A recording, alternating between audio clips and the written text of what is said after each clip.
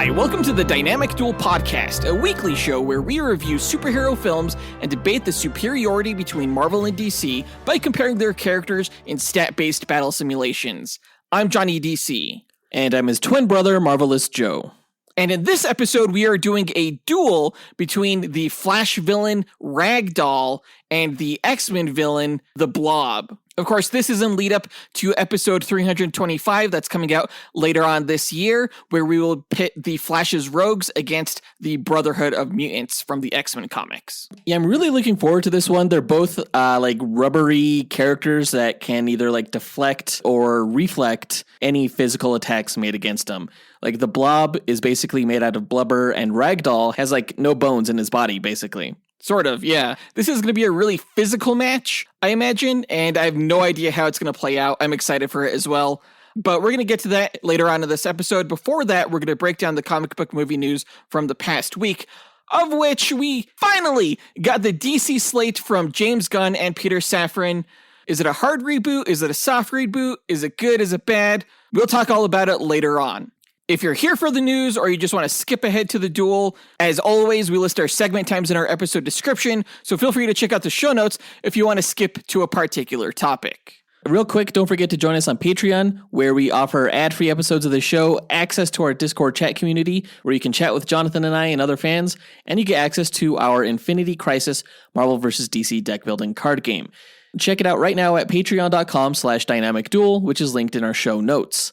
Our lowest dynamic 2.0 tier is only $2 a month. And in our fantastic $4 tier, you get all that plus access to our monthly bonus episodes, including blooper reels and top 10 shows, as well as the visual data from our Duel episodes at no extra cost. Just a heads up to our patrons, I'm a little bit late on getting that blooper reel out. It's just been a crazy start to February, but I'm going to get it out the day after this episode drops. But we also have our X-Force tier on Patreon, which is $10 a month. It gets you everything else from the previous tiers, and you get to become an executive producer of this show and help us determine our episode content. Again, visit patreon.com/dynamicduel and pick a tier that works for you.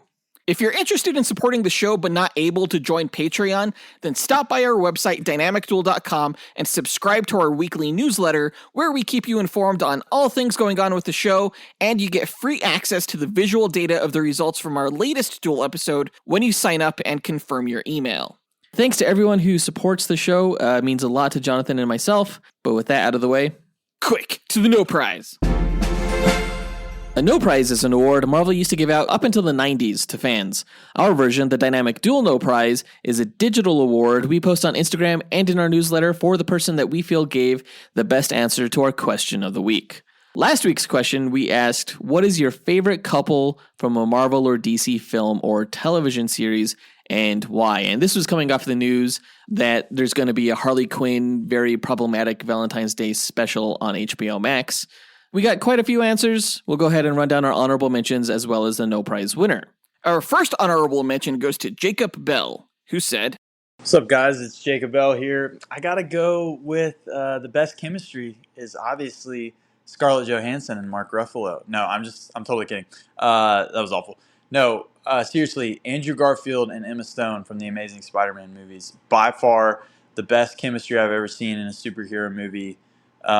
Every time they're on screen together, it just makes me fly. I think they're incredible actors. I think their chemistry is amazing. And yeah, one of my favorite couples for sure." You know why their chemistry was so good on screen?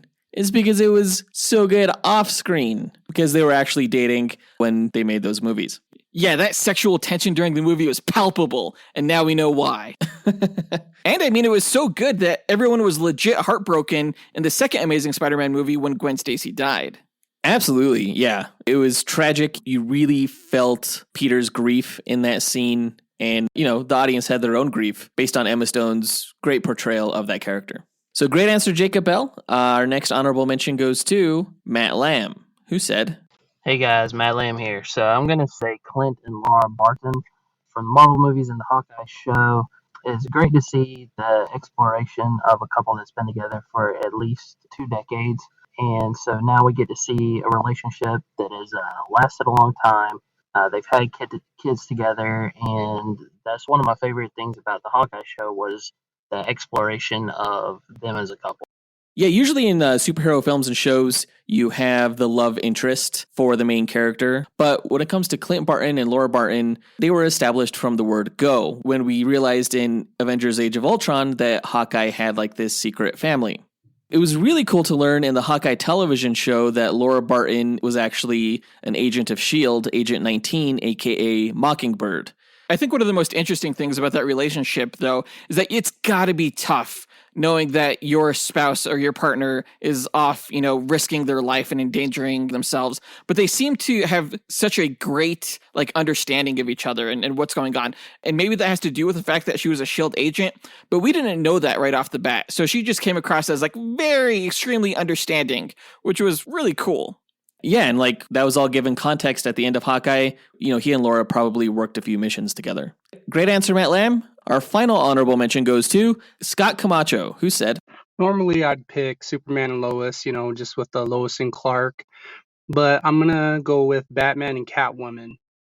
Recently, if you look back on the Injustice comics and the games, when Damian killed Dick Grayson and Batman was distraught, Catwoman was the only person to comfort him.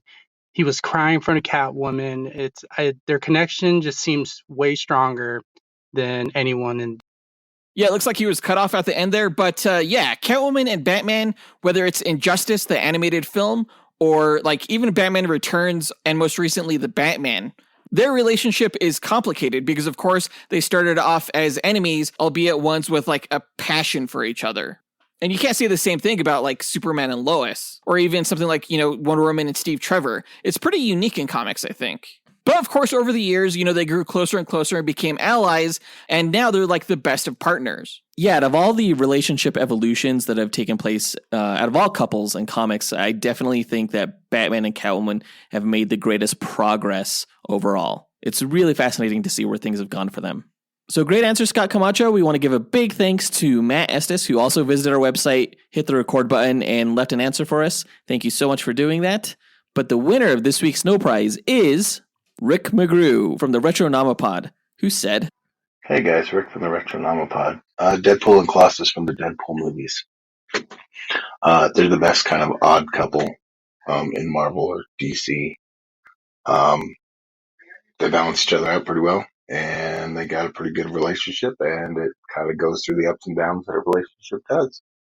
So if by the ups and downs of normal relationships, you mean are they even a couple or not, is a great point. We know that, in the comics and in the movies, Deadpool is pansexual.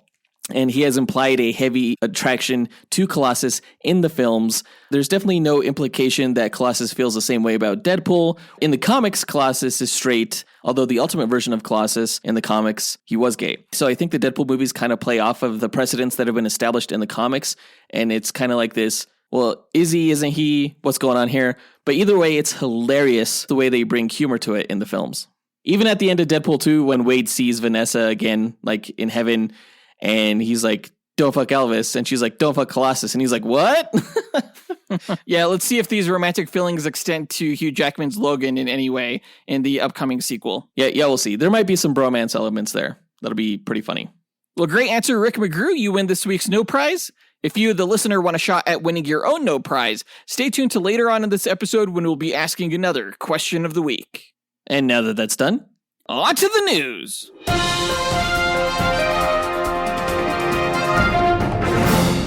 Okay, so shortly after James Gunn and Peter Safran became the heads of DC Studios last year, they announced that they would reveal the first details of the upcoming DC film slate by January. So from New Year's Day to every day after, I swore that day was the day that James Gunn was going to bring clarity to, whether or not this is going to be rebooting a new DC universe or, something different.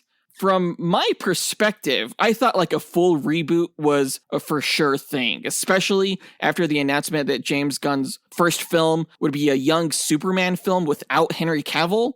And a full-on reboot was what I was most hoping for, considering that the Batman showed audiences what caliber of film we could get without any continuity baggage. But, since James Gunn directed the Suicide Squad, people were saying, he would want to keep those actors. And I was just pulling my hair out all January, waiting to learn about DC's future. And of course, Gunn and Safran waited until the last possible moment for their announcement. Like, we learned that the announcement was coming the day before it dropped on January 31st. And I was super excited. I figured we would only get like 2 to 3 projects announced, but we ended up getting freaking 10, which just blew my mind. Yeah, I was initially suspecting that we were only going to get like 2 to 3 movie announcements and a show announcement, and that's it. Yeah. But the quantity of projects that was announced actually was impressive. Right. So on January 30th, a bunch of journalists were invited to Warner Brothers Studios, where Gunn and Safran gave a presentation that broke everything down. And Gunn also released a video explaining everything on various social media sites that broke everything down as well. And of course, he started with the upcoming films that we have for DC this year, starting with Shazam, which Gunn said leads straight into The Flash, which I didn't realize that. But The Flash he described as a reset for the DCU as a whole, which was interesting, I thought. So after The Flash, of course, comes Blue Beetle, which I guess The Flash leads into that, and Blue Beetle leads into Aquaman 2. So after Aquaman 2, come Gunn and Safran's first 10 projects under DC Studios, Chapter 1 of their 10-year plan, a chapter they've named Gods and Monsters. So their first project is an animated series for HBO Max called Creature Commandos. If you've listened to this podcast for a while, if you've listened to like our Frankenstein versus Elsa Bloodstone episode, you know about the Creature Commandos and how freaking awesome they are. It appears Weasel is in this series alongside characters like Frankenstein and Bride of Frankenstein, and, surprise, Rick Flag Sr., who of course is the father of Rick Flag from the Suicide Squad films. Yeah, my only exposure to Creature Commandos beyond our Duel episode with Frankenstein was the animated short that DC had produced, where essentially they put Sergeant Rock in charge of the Creature Commandos for this World War II adventure. Yeah, that was a fantastic animated short for DC Showcase. It was terrific. If this new show is anything like that short, I think it's going to be awesome. It's going to be a lot of fun. Well, James Gunn has written all of the episodes for it, so I'm sure it's going to be a lot more funny, or at least in the same tone as something like the Suicide Squad or Peacemaker, since it's going to have characters from there. But I guess there's also the potential for characters from Creature Commandos to also appear in upcoming DCU projects. Right, I remember Gunn saying that the actors who lend their voices to the animated projects can also show up in live action and vice versa if the live action actors end up appearing in animation. Right, yeah. But it appears Creature Commandos leads into Waller, another HBO Max series that is sort of a quasi-sequel to Peacemaker and kind of deals with the ramifications that happened at the end of that show. And this was the bit of news that really confused me, because if The Flash reset the DCU, then how does Peacemaker, which takes place before The Flash, lead into Waller? I rationalized it that, The Flash may reset DC's continuity, but that reset would take place over like a year and a half, essentially, while James Gunn wrapped up any loose threads and just kind of like finished the projects that had started prior to him and Safran taking over DC Studios. So the project following Waller is a film, Superman Legacy, and that's what Gunn described in his video as the true start of the DCU. So I imagined that there's the DCU and there's the past DCEU. By this point, I'm still very confused, but also very, very excited to learn that the title of the next film is Superman Legacy, which I think is a great title for a Superman. And the way they describe the film, too, they seem to have a great grasp of the character of Superman by describing him as a kind character in a world where kindness isn't really fashionable. I think a lot of people who had beef with the characterization of Superman in Man of Steel are going to be much more happy with this Superman Legacy version of the character. Yeah, hopefully. It seems like they're going with a much more classic rendition of the character, apparently based off of All-Star Superman, which was a comic book series written by Grant Morrison. Well, I don't know if it's based off of that particular storyline, but I guess a lot of inspiration from Grant Morrison's work on both Superman and Batman is serving as inspiration for the DCU as a whole, according to James Gunn. Grant Morrison and Alan Moore have a major influence on Gunn's universe. Now, James Gunn is writing Superman Legacy, but there's still no word as to whether he will direct it as well. The film does have a release date. It's set for July 11th, 2025, which is actually before the Batman sequel, Batman Part 2. That's coming out in October of the same year. What I thought was really interesting is that James Gunn said that Superman Legacy led directly into an Authority film. If you're not familiar with the Authority, it was essentially a Bad Boys Justice League from Wildstorm Comics, which was an imprint of DC and later absorbed into the DC continuity proper.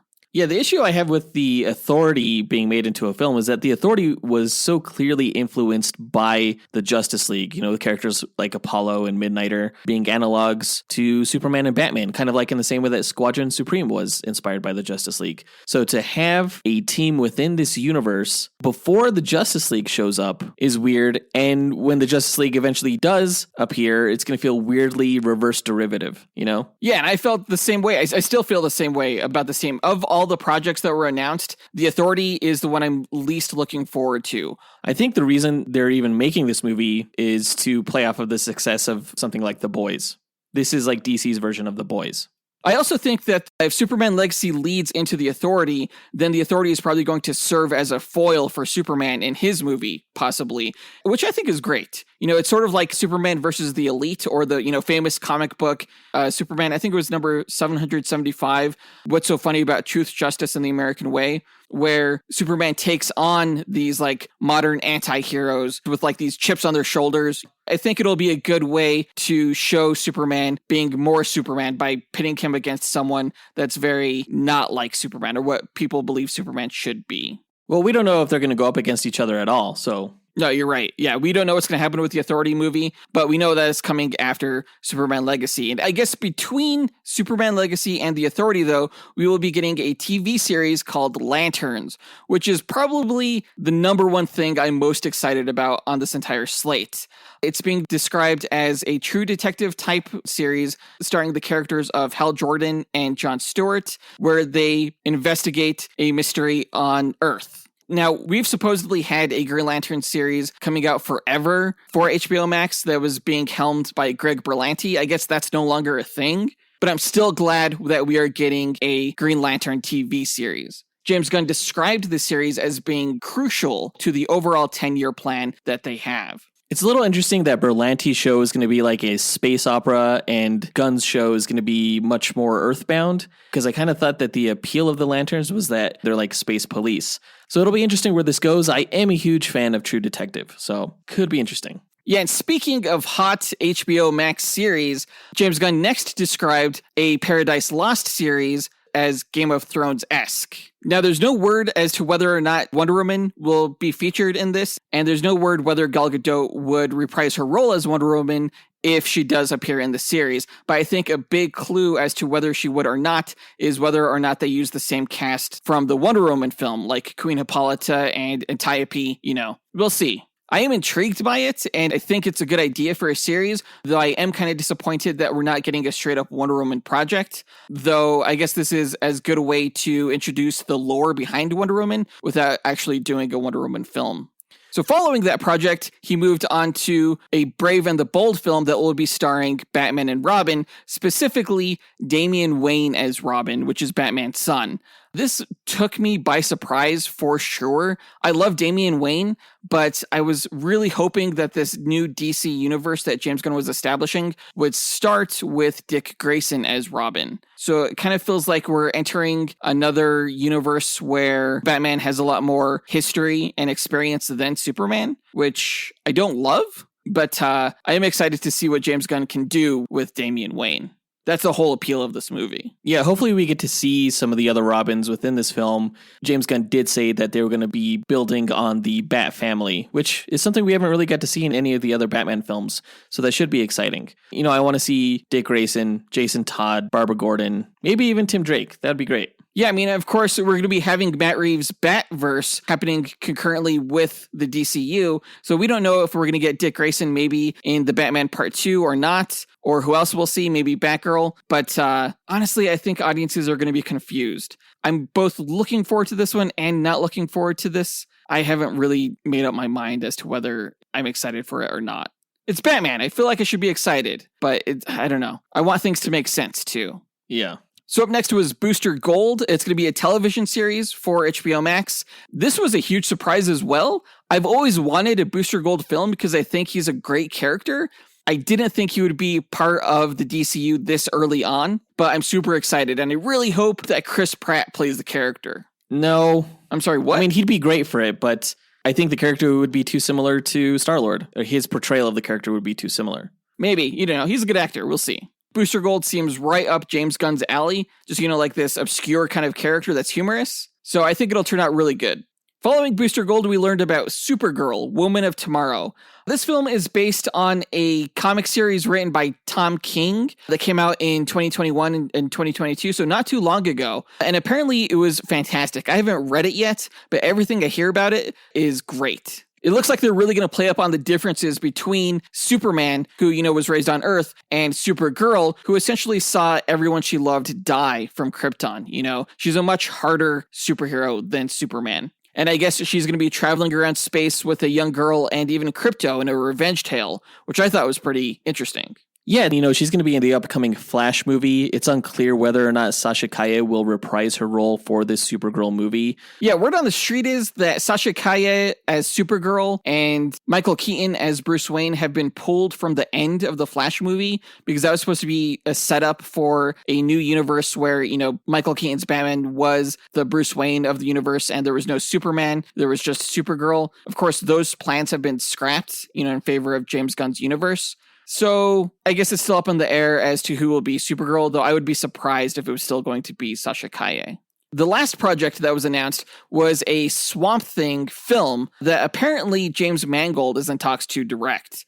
And I have no idea how they will do a better job than the Swamp Thing series that was released on DC Universe a few years back, produced by James Wan. But I'm super excited for this project. Like, this is one of my top 3 favorite projects that they announced because I'm a huge fan of Swamp Thing. And it sounds like this film will be based on Alan Moore's take for the character, which basically reinvented the character. It's really interesting that they're mixing horror into this whole chapter that they want to tell. But I'm really excited that they will be legit exploring new genres.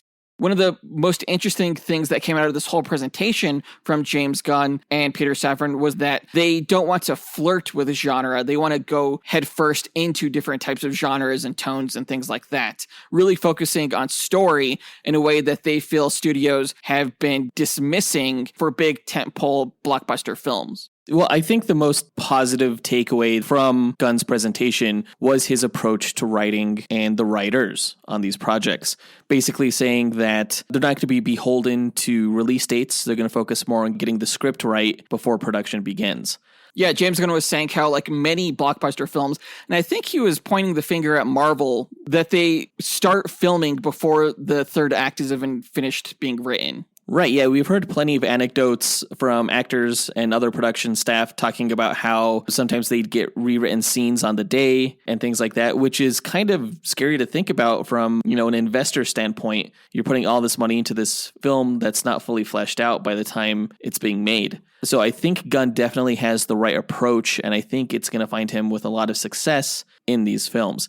I guess they will still continue to tell stories outside of this main storyline that they want to tell, and those will be classified under an Elseworlds banner, and that'll encompass films like The Batman Part 2, the Joker sequel, and even Teen Titans Go and things like that. So that was interesting. That was exciting. That was something they should have done a long time ago, honestly. Yeah, I agree. I love me some Elseworlds stories, and it's nice that they're going to clearly define what those are.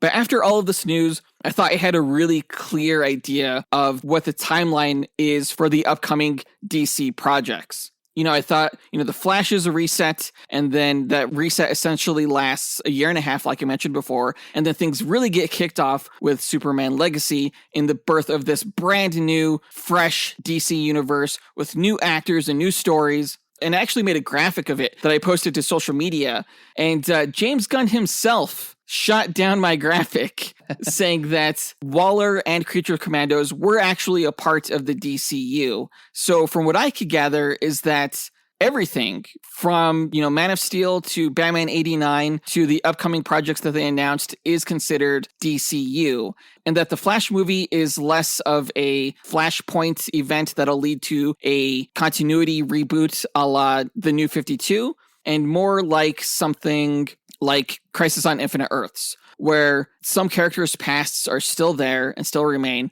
but some characters got rebooted histories, like Superman specifically. And I kind of hate that, I'm not going to lie, because I really liked Henry Cavill as Superman and Ben Affleck as Batman. And it's going to be really sad that some actors have to go and some get to stay. It doesn't quite seem fair. If it were up to me, I would have just burned everything to the ground and just started anew in the ashes. And I'm kind of heartbroken that it's not going to be that way. Like, things are still really confusing, and it kind of just feels like more of the same, except that James Gunn is the new Zack Snyder and Peter Safran is the new Walter Hamada. Well, I mean, Hamada's approach was everything's a multiverse, and we just want to do projects that creators are excited about. But James Gunn ripped into Hamada, talking about how the studio was playing fast and loose with the IP, and it was a fucked system. Yeah, he's pretty candid about that. That was crazy when I was reading that article. Yeah. Regarding James Gunn responding to your tweet, it's pretty cool, but also it's a little bit embarrassing because your timeline image that you posted up there is still there. People are still liking that, and I feel like we're spreading misinformation. Well, I mean, I don't want to take it down because I don't want to remove the context of what he's talking about, because a lot of people are still liking his tweet as well. And, you know, as for him, like, essentially embarrassing me on social media, it's the one guy who could have, you know, because I was arguing with everybody that, like, my vision is accurate, you guys, I swear. And, you know, I'm kind of glad that I was put in my place by him, of all people. And, you know, honestly, humility is a good thing. After Rotten Tomatoes, I had a big head anyway, so this is probably really good for me. Yeah. I even had the gall to, like, reach out to him on Twitter and ask if he wanted to be on this show. He hasn't responded yet. But I haven't lost out hope that maybe he will. It's not going to happen. Yeah, you're probably right. Overall, when it comes to this slate, it's hard to get excited by it conceptually because I thought we were going to get something that was a little bit more clear as to the overall narrative that the universe was going in. You know, something like Phase 1 of Marvel was clearly building toward the Avengers. So I kind of assumed that we were going to get like a lot of Justice League project announcements here that would lead to, you know, a big Justice League film. But all these projects are so disparate and seemingly disconnected, it's hard to see what Gunn's vision is here. I'm with you. I have a really hard time figuring out what story they're trying to tell with this slate of 10 projects.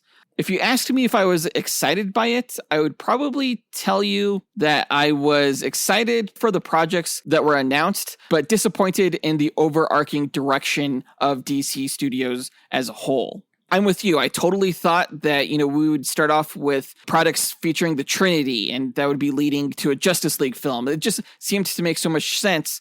But I guess, you know, we did kind of already get that with the Snyderverse. And I'm not sure if they just don't want to rehash the same territory or not.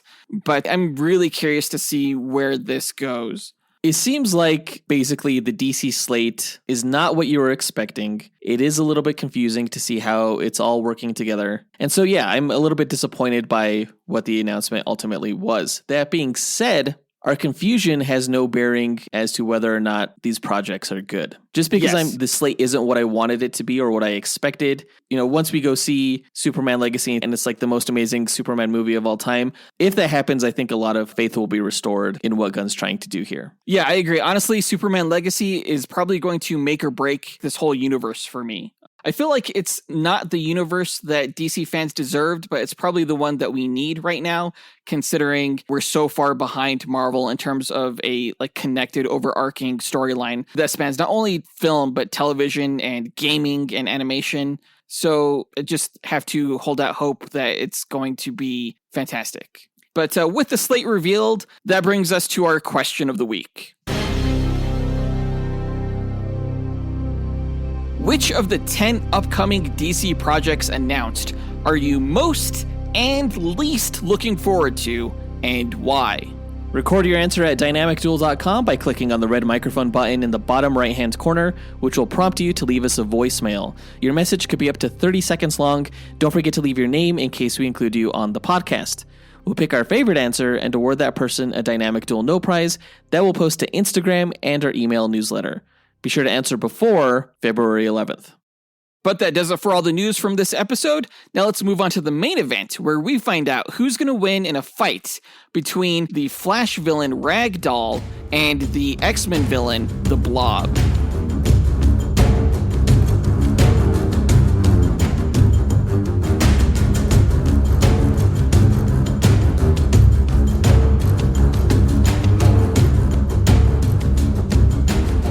Okay, so Ragdoll versus the Blob. Both villainous characters that, as Joseph mentioned earlier, are pretty hard to damage physically. And really that's what came down to us doing this match. There were a few other characters we were considering for the Blob, like maybe Black Hole from DC. But we've been looking forward to doing a Ragdoll match for some time because we just think he's a really cool character. And once we kind of realized that the Ragdoll and Blob are kind of opposites and that one is super freaking skinny and one is super freaking fat, that they might be a perfect pairing for each other. Yeah, we haven't put in the stats for this matchup yet, obviously, but I can already tell you that the Blob is going to be heavy in the durability and strength department, but I think the matchup is going to be balanced out by Ragdoll's enhanced evasiveness and intelligence. I have no idea how the speculation is going to go, but I think it's going to be a blast just having them bounce off each other, basically, this whole fight. If you've seen all the seasons of The Flash, you've seen Ragdoll on there. He's actually pretty freaky on there. Actually, that version looks a lot like the son of the original Ragdoll from the comics. Oh, really? I haven't seen that. The Blob has also made a live-action appearance. He, of course, was in the horrible X-Men Origins Wolverine movie. That's right. He did have like the best line in that movie when he was like, "Did you just call me Blob?" And Wolverine was like, "No, but I mean..." Sorry, he called him Bub. Yeah. I did like the actor. Yeah, he was good. If you've never listened to one of our Duel episodes before, the way we determine a winner between these two characters is by running 1,000 Monte Carlo simulations using their statistics. A Monte Carlo simulation is a probabilistic model used to determine outcomes through random sampling. And in our case, it randomizes statistics along a normal distribution, which is a bell curve, as a way to simulate the many variables that can occur during battle. The stat parameters we use are based on the official Marvel Power Grid, and we use that criteria to extrapolate the DC character stats. We've included some additional stat categories of our own, such as range, damage potential, versatility, and perception, in order to create a more complete and robust simulation. Running these 1,000 simulations gives us a percentage of wins for each character, and we declare the one with the higher percentage to be the ultimate victor, considering that they're more likely to win any given battle. No character ever wins 100% of the time. Comics have shown that there's usually a way for Batman to defeat Superman, so we feel our method falls in line with the precedents that have been established in the comic book stories. And we use this method because it was the least subjective, most unbiased way to determine who would win. Of course, we are both heavily biased toward our respective allegiances, so instead of debating these matches forever, we just let the math decide for us. There are no fan votes here, and no relying on just feats. Before we run the simulations, though, we like to break down each character's histories and abilities before improvising a scenario on how we imagine one of the 1,000 simulations we run would play out beat for beat. And I believe it's my turn to go first with the Marvel character, so let me go ahead and tell you all about the Blob. Frederick Dukes was born in Lubbock, Texas. Growing up, he was an obese child, but it wasn't until his teen years that he developed his mutant physiology, which included pliable body fat, elastic skin, and the power to increase his personal gravity. Not knowing anything about mutants or mutation, Fred just considered himself a freak, and put his talents on display as a carnival sideshow strongman called the Blob, where his act consisted of having others try and push him or move him as he stood. He didn't enjoy his time working there, but considered it better than being unemployed and starving, as his size made it difficult for him to find other work. It was during this time that Fred was discovered by Professor Charles Xavier, the telepathic leader of the X-Men, a mutant superhero team that you can learn more about in our Titans vs. X-Men episode. The team reached out to Fred and invited him to their school base in Westchester, New York, where they explained his mutant status and offered him a place on their team. Fred declined their offer, feeling that the rest of the X-Men, Cyclops, Jean Grey, Beast, Iceman, and Angel, were all inferior to him. Realizing that Fred's obnoxious attitude and untrustworthy nature could expose the team and put them at risk, Professor X determined that Fred's memory of the X-Men would have to be erased. Angered by this, Fred escaped the X-Mansion back to the carnival and brought back a group of carnival performers to attack the X-Men. Fred and the Carnies were defeated, however, and Fred's memories of the events were erased. Later on, the mutant villain Magneto recruited Fred to his Brotherhood of Mutants team, where a head injury resulted in his memories and hatred of the X-Men being restored. During the Brotherhood's attack on the heroes, Magneto launched a set of missiles at the X-Men, not caring that Fred was in the way. The missiles struck Fred, and though he was unharmed, he realized that Magneto had no real concern for his safety, and he quit the Brotherhood. He would later, though, get recruited into a later incarnation of the team, this time led by the mutant Mystique, as part of her plot to assassinate Senator Robert Kelly, who had recently introduced the Mutant Registration Act, which was legislation that would require mutants to disclose their identities and abilities to the government. Little did the Brotherhood know that their actions would result in the dystopian future timeline known as the Days of Future Past, wherein mutant-hunting Sentinel robots would take over North America. Luckily, a future version of the mutant hero Kitty Pryde was able to psychically go back in time, warn the X-Men of the impending attack, help defeat Fred and the Brotherhood, and save Senator Kelly's life. Fred would go on to fight other heroes such as the Avengers, the Hulk, and Spider-Man before joining his fellow Brotherhood members in the newly rebranded Freedom Force team. Due to Mystique's manipulations through her undercover position at the US Pentagon, she convinced the US Commission on Superhuman Activities to pardon the Brotherhood of its past crimes and to use them instead as federal agents. Working for the government, Freedom Force's first task was to capture Magneto, who then surrendered to stand trial. Eventually, Freedom Force disbanded after a botched mission to rescue a scientist went south, but Fred and the team would go on to reform the Brotherhood of Mutants, at one point with Fred as the leader of the team. He served under the evil psychic entity known as Onslaught, who taught him how he could shift his gelatinous mass throughout his body to do things like increase the size of his fists. After Onslaught was defeated, Fred was forced to join a new team called X-Corps, led by the former X-Men member Banshee, who felt that the best approach to achieve Professor X's peaceful coexistence between humans and mutants was to have a mutant police force to formally regulate the activities of other mutants. Fred and the X-Corps operated throughout Europe, but it was eventually revealed that Banshee had used the illusion-casting powers of Mastermind to placate the more villainous members of that team, including Fred. In retaliation to this knowledge, those villainous manipulated team members lashed out, but Fred was eventually subdued by the mutant Stacy X with her pheromone control powers. When the Scarlet Witch, in a fit of madness, caused a vast majority of mutants across the globe to lose their abilities, Fred suddenly found himself powerless. Without his pliable mass, he was left with huge folds of skin hung loose on his now tiny frame, which caused him to become depressed and suicidal.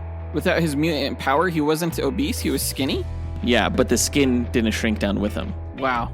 Later, Fred turned things around through surgery, and he became a weight loss guru, though he still pined for the return of his old powers. He eventually did get them back, first through the drug known as mutant growth hormone, and later when a clone of Mr. Sinister created a mutant power-granting virus called Mothervine. When the mutant race formed their own sovereign nation on the sentient island of Krakoa, Fred relocated there and opened up a tiki bar called the Green Lagoon, where he now bartends. And that's his history. Powers-wise, the Blob has the mutant power of an enhanced physiology, which gives him this extremely obese body. His fat is pliable and amorphous, and combined with his resilient elastic skin, it makes him highly durable and resistant to injury. All but the most powerful of physical forces directed against Blob, be they blunt or sharp, simply get absorbed by his incredible body mass, and from there are either trapped until he lets go or reflected back. Because of Blob's increased mass, he has increased strength and can lift around 20 tons. And he can shift his fat somewhat to certain areas of his body, like to give himself larger fists. His skin has no pain receptors, so he feels no external pain. In addition, Blob can increase his personal gravity toward the ground beneath him, making him virtually immovable. This gravity field extends about 5 feet below his center of balance, so if he was hit hard enough to uproot him, he would take a sizable chunk of whatever he was standing on along with him. Finally, despite being a man of considerable size, Blob retains the speed and agility of a man of regular size and athletic training. His only vulnerabilities are the areas on his body that aren't covered in skin, and that's the Blob. Wait, so like his eyes and... His eyes, his mouth, his ears, his nose, other Good. holes, you know. Ugh, gross. No, I had forgotten that the Blob was a carnival worker. That's something that Ragdoll also was, so there's one more connection that they have in common. Nice. But let me tell you more about Ragdoll. Now, the Earth 2 version of Peter Merkel was the son of a carnival sideshow barker and was born triple-jointed. He was raised in the carnival and became one of its acts as a contortionist and eccentric dancer. When the carnival went bankrupt in the 1940s, Peter lost his job and wandered the streets, impoverished. While observing toys being unloaded at a department store's loading dock, Peter realized he could fit in one of the large dolls that he had seen. Doing just that and going unnoticed as a lifeless ragdoll within the department store until after it closed, he was able to successfully loot it. Emboldened, Peter decided to become a costumed criminal known as Ragdoll. Eventually, his success garnered him fame within the criminal underworld, and he attracted henchmen that aided him in his burglaries. Once, Peter hid in a box and had his henchmen deliver him as a package to a young socialite named Geralda Cummings, who was planning a treasure hunt for the wealthy in Keystone City. Assuming Peter was just a large doll, Geralda planned the event in front of him with help from Joan Williams, who was the girlfriend of Jay Garrick, aka The Flash. You can learn more about Jay Garrick in our Flash vs. Electro episode. As the treasure hunt was underway, Peter chloroformed Joan and stole the final prize, which was $150,000 worth of defense bonds. The Flash, however, was able to capture Peter and literally tie him in knots before putting him behind bars. Decades later, Peter was brainwashed by the Flash villain The Thinker into committing a series of heists involving toy dolls. The Thinker orchestrated mistakes that would befall the Flash in an effort to humiliate and demoralize him. Unfortunately for the Thinker, the Earth 1 version of the Flash, Barry Allen, who you can learn more about in our Flash vs. Quicksilver episode, had stopped by Earth 2 and helped Jay Garrick apprehend Peter, who had no recollection of his crimes. After replacing Peter with an actual ragdoll, the Flashes were able to trap the Thinker and imprison both villains. By the early 80s, Peter became a founding member of the second generation of the Secret Society of Supervillains, led by the Ultra-Humanites. The Society took on both the Justice League and Justice Society, who you can learn more about in their team duels against the Avengers and Fantastic Four, respectively, before traveling back in time to the 1940s to take on the All-Star Squadron. After being trapped in limbo for a time, Peter returned to the late 80s, where the multiverse had been merged into one universe after the Crisis on Infinite Earths event. During this time, he utilized talents learned from his father, the Carnival Barker, to hypnotize people, and he formed a cult following in Opal City, the home of Starman, who you can learn more about in our Stargirl vs. Darkhawk episode. Peter orchestrated a crime wave throughout Opal City, forcing Starman to call in reinforcements from the Justice Society for help. When Peter was finally captured, he threatened the lives of the heroes' families before slipping free from his restraints, at which point, in the confusion, Starman killed Peter. His body was stolen from the morgue by his cult followers, however, who were able to bring Peter back to life. Peter lied low for years, during which time he fathered numerous children with the women from his cult, and a mentally unbalanced imposter named Colby Zag posed as the original Ragdoll for a time. Eventually, the aged Peter was approached by the demon lord Neron, who granted him restored youth and enhanced flexibility in exchange for his soul. With the help of his cult, Peter and several other supervillains aided a man named Simon Culp in taking over Opal City. After receiving radiation poisoning in a battle against the radioactive Dr. Phosphorus, Starman faced Peter once again after killing him in their last encounter. Starman challenged Peter to kill him and spare him the slow death from cancer he was going to endure, at which point Peter turned and walked away from the fight. By this point, one of Peter's children, named Peter Merkel Jr., had grown to adulthood. Peter Jr. was born with normal joint movement and was raised in the Ragdoll's abusive cult with no knowledge of who his mother was. Suffering from body dysmorphia, Peter Jr. had his genitals removed as a teenager, and as an adult he began a series of surgeries to replace all of his joints with fully rotating and self-lubricating cybernetic joints in order to emulate and please his father. After hundreds of surgeries taking place over a period of 12 years, the process was complete, though it left him physically scarred and he was forced to regularly apply a special moisturizer to his skin to prevent his joints from tearing through. Though Peter Jr. was able to achieve a level of flexibility and strength that surpassed his father, Peter Sr. was not impressed. Nonetheless, Peter Jr. took on the name Ragdoll and joined a team of villainous mercenaries and anti-heroes known as the Secret Six, where he developed a close friendship with a teammate and reformed Parademon from Apocalypse known as Parademon. The Secret Six were eventually attacked by the Secret Society of Supervillains, whose roster included, at the time, Peter Sr., for not joining their ranks. Peter Sr. nearly killed Peter Jr., though Parademon intervened and not long after sacrificed itself in order to protect Peter Jr. and the Secret Six from the Society. Peter Sr. then left the Secret Society to join the Injustice Society, where he was killed after betraying his teammates. Peter Jr., meanwhile, remained with the Secret Six despite mourning the loss of Parademon. During one hired job, the Secret Six had to fight against other supervillains hired by a mysterious crime boss known as Junior to retrieve a mystical get-out-of-hell free card.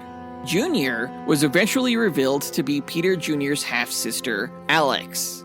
After several adventures, the get-out-of-hell free card was stolen from the Secret Six's safe, and Peter Jr. was accused by his teammates of stealing it. Initially denying it was him, he later confessed after being nearly killed that he wanted to use it to bring Parademon back to life. Peter Jr. used the card to escape to Hell, where he learned that because he was conceived by a father with no soul, Peter Jr. also had no soul himself and was prophesied to eventually rule Hell. After learning that Parademon wanted to stay in Hell because it reminded him of Apocalypse, Peter Jr. left Hell with the Secret Six, whom he helped escape with the team leader's formerly deceased lover. When Bane took control of the Secret Six and used them to take over Gotham, the team was overwhelmed by a small army of heroes, and Peter Jr. and the others were imprisoned. In the post-Flashpoint timeline, Peter Jr. became an assassin for hire who was imprisoned after a battle with Batgirl and died as a member of the Suicide Squad. And that's his history so far. For this match, I'll be going with the Peter Merkel Jr. version of Ragdoll. And powers-wise, Ragdoll's cybernetic joints can bend, rotate, and slightly extend in any direction, granting him extreme flexibility and allowing him to contort and compress his body into impossible positions. His malleable physical nature also allows him to absorb most concussive forces and attacks. His signature move is to bind his opponents with his limbs and compress them like a boa constrictor until they suffocate. He's a skilled acrobat and martial artist, and he often carries a knife. And that's Ragdoll. So you're going with the junior version of the Ragdoll character. Why him over the senior version? Honestly, what it came down to was just using the most well-known version of the Ragdoll character. And that's the version that was in the Flash TV show, which most closely resembles the junior version of Ragdoll. Plus the junior version, he could bend in ways that the senior version can't. I don't know if I could argue that he's superior, but I think stat-wise he will be. Okay. All right. Well, let's see how this goes. Because now that we've gotten their histories and abilities out of the way, let's speculate on how one of the 1,000 simulated matches will go. The winner is determined by simulations, not the speculation, but it's fun to imagine how this fight could play out. We don't set any rules for this match other than the characters don't know anything about each other going in, except that the other character is a threat that needs to be put down. And we say that they start off about 50 meters apart in an environment that has no bearing on the match itself, because we don't take stats for the environment. And plus, certain characters have advantages in some environments over others, and we want these characters to win on their own merit. So let's get into it. Ragdoll and Blob meet on the battlefield. Who goes first? Okay, based on what I know about the Blob, I'd say he's a very stationary character. So I think it makes sense for Ragdoll to make the first move. Okay? Yeah, okay. So I'm going to say he's going to start by bending forward and twisting his torso all the way around. So he ends up on all fours in this arched position like a spider. He's just going to run fast at Blob in this frightening exorcist type way, just giggling. It's going to freak Blob out. Yeah, Blob is going to be like, what the hell? And, okay, Ragdoll's coming at Blob in this freaky way. And as he's coming, Blob's going to leap up into the air. And he's going to be like, I'm going to squash you like a bug. And he increases his personal gravity while he's in the air. So he just comes down from the air like a meteor and just slam cannonballs right on top of Ragdoll, squishing him and creating this big crater. Okay, so Blob is going to stand up inside this crater, and he's going to look down, and surprise, Ragdoll's not there. Guess where he is? Atomized. That's right. Ragdoll's in his ass crack, all right, which I'm sure is pretty big, so Ragdoll's not going to have, any problem fitting inside of it. That's gross. I feel like hiding in Blob's crack would also kill you. I mean, for the average guy, I'm pretty sure it would, but this is Ragdoll, okay? Okay. So once Blob stands up, that's when Ragdoll, he's just going to slither out of his crack, and he's just going to, somersault up Blob's back to his neck, which he, wraps his whole body around and just squeezes, compresses his body, and he's going to choke out the Blob. Okay, well, actually, Black Cat, the Spider-Man villain, once tried to choke out the Blob by garroting him, but it didn't work because the Blob has so much neck fat that you just can't get through it to his trachea. So basically, Blob's just laughing at Ragdoll's attempt to choke him out. He's going to pry him off of his neck, and he's going to hold Ragdoll in front of him, hanging him upside down by one of his ankles. And then with his other hand, Blob is going to punch Ragdoll right in the gut like a punching bag, just knocking him out. No, because Ragdoll, he's not easily harmed by concussive or blunt attacks like that.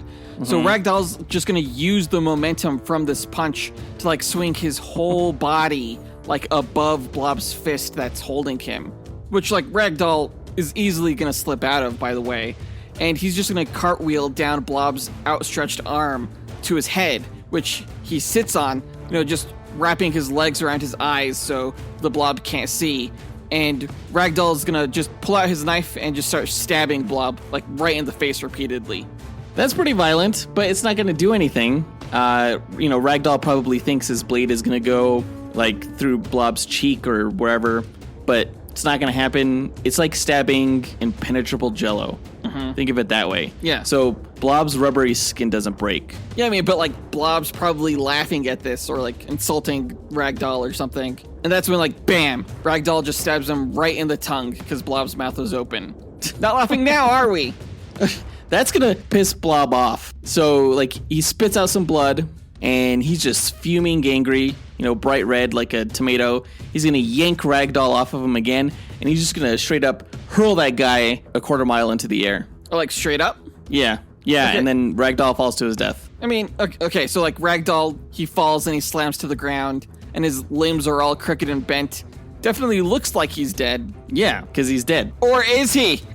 Now, as the Blob waddles over to inspect, Ragdoll's just going to wait until Blob gets close before he wraps his arms around one of Blob's legs and then wraps his legs around the other. He's just going to trip Blob up and cause him to fall over. And since Blob is so big and has such a strong personal gravity, he's going to hit that ground real hard. I mean, no, Ragdoll may have caused Blob to lose his balance, but Blob is made out of blubber, he's bouncy. So if Blob falls over, onto his stomach, his fat is just going to bounce him right back to his feet. Not a big thing at all. And as he's back to standing, that's when the Blob shifts his mass down to his ankles, which causes his ankles to swell and grow and make them just way too wide for Ragdoll to keep his arms and legs wrapped around him. So Ragdoll's going to be forced to let go of Blob's legs, and that's when Blob just stomps his ass with this thunderous stomp, which is increased in power via the increased gravity field. No, I mean, because once Ragdoll lets go of one of Blob's ankles, it's just gonna rubber band slingshot him out of the way of Blob's stomp, right? Ragdoll, he's gonna use that momentum by turning himself into a wheel, by curving his whole body into a circle shape, by grabbing his ankles. So he's rolling circles around Blob. And Blob's probably gonna keep trying to stomp him, but since Blob's blind spot is so big, he's not going to see it when Ragdoll jumps back onto Blob's shoulders. And that's when he's going to yank and stretch out one of Blob's nostrils and then take his knife in his other hand and just shove that right up into Blob's brain. Before damn. Blob even knows what hits him. This is all one fluid, swift motion. So Blob's brain is stabbed and match over. I feel like that was a lot of moves for Ragdoll in succession. Combo. Like, Blob is going to react to what Ragdoll's doing way before that knife goes up his nose. So, like, even when Ragdoll is stretching open Blob's nostril, Blob's just going to yank Ragdoll off his shoulders, and he's just done with this guy. And with Ragdoll in his hands, he's just going to rip him in half. That's when the match is over.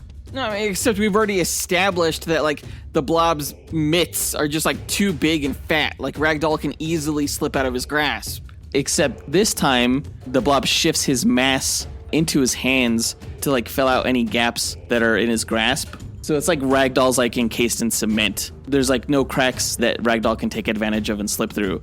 And, you know, with Blob's increased strength, Ragdoll's not getting out of this one. He gets ripped in half. Or, you know, Blob gets stabbed in the brain. Either or.